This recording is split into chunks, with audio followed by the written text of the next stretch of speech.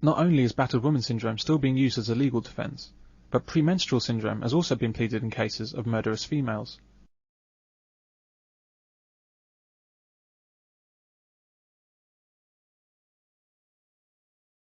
PMS is the very same condition that can never be used against a woman if she's sacked from her job when she freaks out in the workplace. Please stop throwing shoes at me!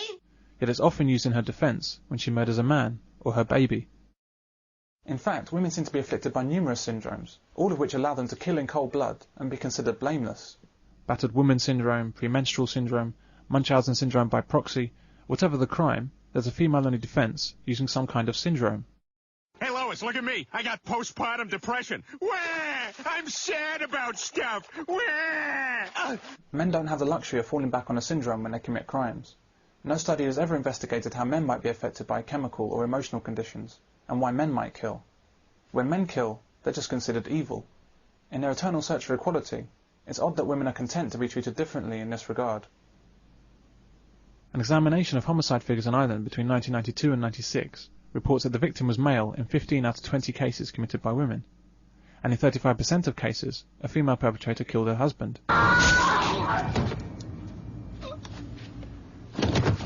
The report concludes that females are far more likely to kill a spouse than their male counterpart, and they're also very unlikely to be punished. But for some reason, we're never presented with facts like these on the news.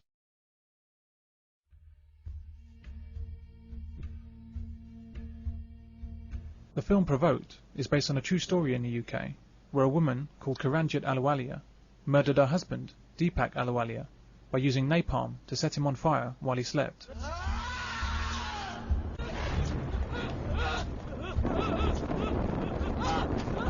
We had Kiranjit Ahluwalia given a bravery award by Cherie Blair for having set alight and killing her husband.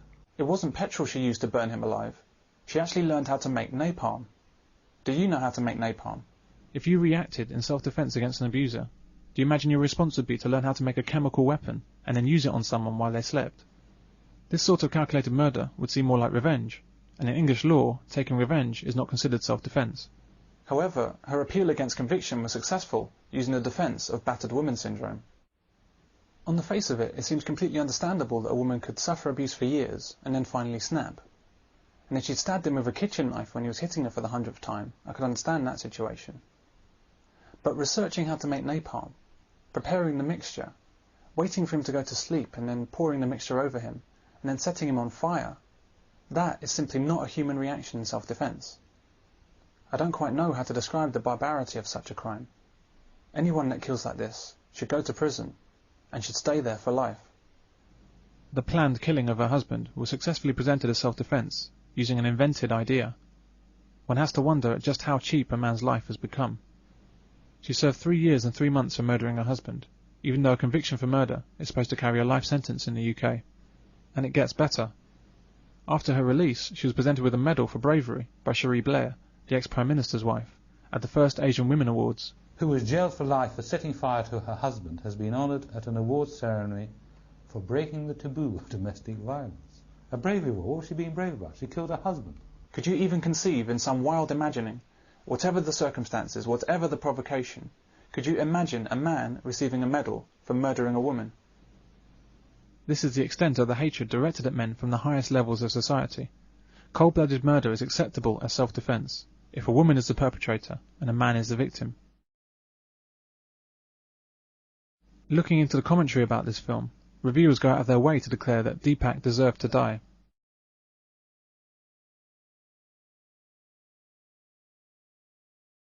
Yes, and it's possible he drank her blood and made her eat camel dung. We can't ever know, because it's not possible for a murdered man to defend himself. But the real issue is this. How do you even know she was abused? Why else would you set your husband on fire? Because you ran out of charcoal? If a man can deserve domestic violence, even unto death by burning, can a woman deserve it too? We once again come back to worthy and unworthy victims. A man can never be justified in his violence, whereas a woman must always be justified. Kiranjit has published an autobiography. It's available on Amazon at a very reasonable $14.85. Just as with Lorena Bobbitt, it seems that in our male-dominated society, women who murder or mutilate men do very well for themselves. This woman poisoned our husband by putting antifreeze in his food, leaving him brain damaged, blind, and partially deaf. Needless to say, domestic violence wasn't mentioned in the media reporting of this poisoning case, even though it clearly qualifies. This is true of all reporting covering assaults and killings of men by women. Women's violence against men is almost never officially categorised as domestic violence.